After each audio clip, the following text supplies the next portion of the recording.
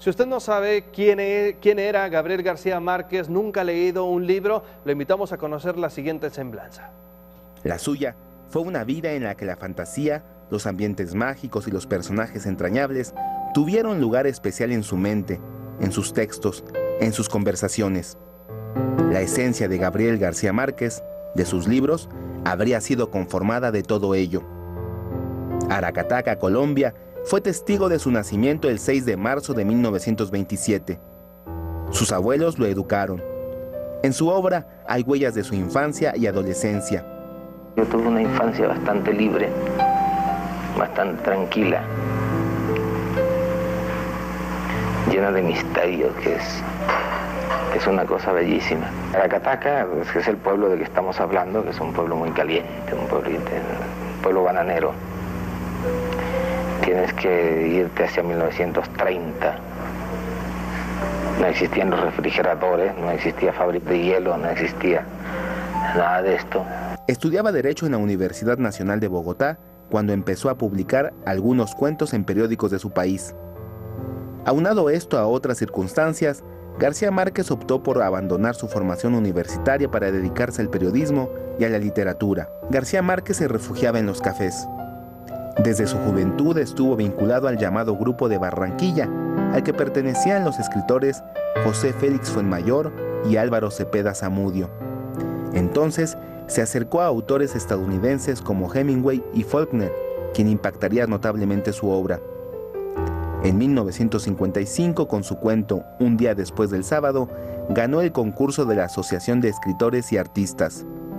Luego, publicó su primera novela, La hojarasca, en la que dejó ver lo que sería parte de su obra posterior. Me interesaba era escribirla, no tenía interés en publicarla. Y un día llegó un editor o alguien que editaba libros y me dijo que le habían dicho que yo tenía un libro, y yo abrí la gaveta y se lo di. Y se me olvidó por completo.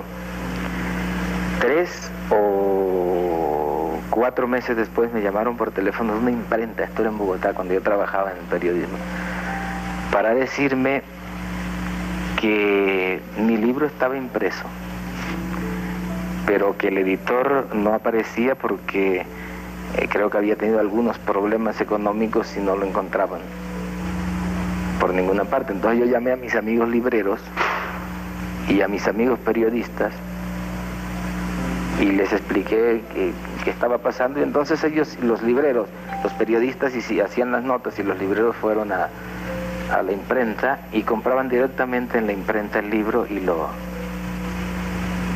vendían. Ese es el primero, esa es La hojarasca. El segundo que publiqué fue El coronel no tiene quien le escriba. En 1955 comenzó un periplo entre el viejo continente y América. Convivió estrechamente con los autores del boom latinoamericano durante su estancia en París. Por aquella época escribió El coronel no tiene quien le escriba.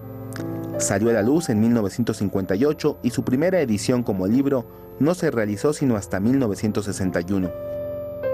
Poco después regresó a América. Pasó un tiempo en Cuba y en Bogotá fundó la agencia de noticias cubana Prensa Latina, de la que fue enviado especial en Nueva York. Cambió su residencia a Nueva York y más tarde llegó a México. Para su incorporación a la vida cultural de nuestro país, el mexicano Juan García Ponce y el colombiano Álvaro Mutis fueron piezas clave. Así, empezó a colaborar en el suplemento México en la cultura de novedades. Yo viví en México 8 años de incógnito. Entonces, eso fue lo que hice en los 8 años que viví en México, de 1960 a casi 1968. Mira, trabajé, hice de todo para poder seguir escribiendo. Trabajé haciendo revistas, trabajé en publicidad, trabajé, en fin, en muchas cosas, inclusive en guiones de cine clandestino. La internacionalización se dio gracias a la favorable crítica de Carlos Fuentes sobre El coronel no tiene quien le escriba y de su recomendación para incluir a García Márquez en el libro Los Nuestros, en el que aparecían los principales autores latinoamericanos del momento y la generación anterior. Estando en México en 1965, escribió la más importante de sus novelas, 100 años de soledad. Pablo Neruda dijo que era la mejor novela escrita en castellano después de El Quijote. El éxito lo abrumó. Yo sabía que había que escribirlo, pero que había que editarlo no tenía la menor idea. Los libros hay que escribirlos. Ahora, que después se publican, ese es otro proceso que casi no corresponde al escritor.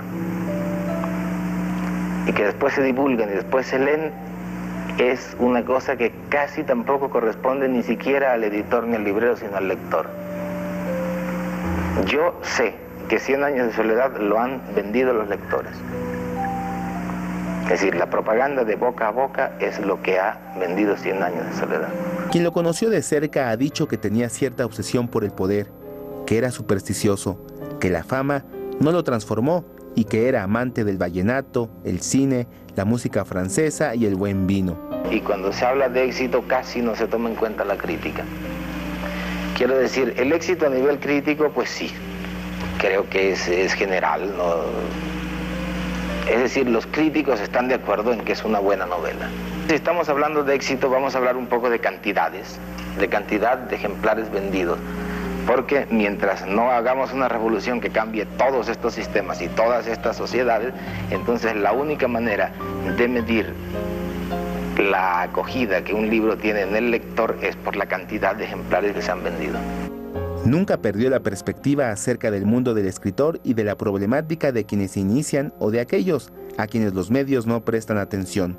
Para el escritor colombiano la amistad tenía un valor especial, tanto que su honor estaba de por medio cuando empeñaba su palabra.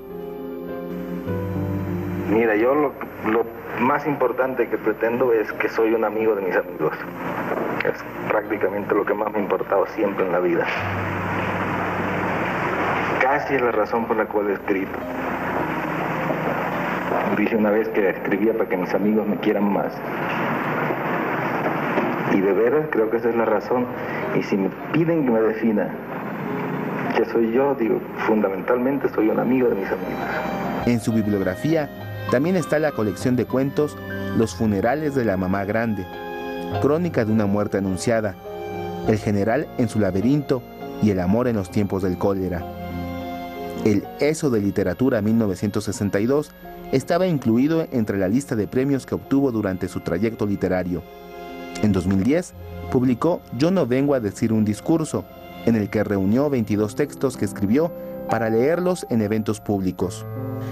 Ganador del Premio Nobel de Literatura en 1982, Gabriel García Márquez fue figura emblemática de las letras hispanas. Un hombre bien querido y admirado.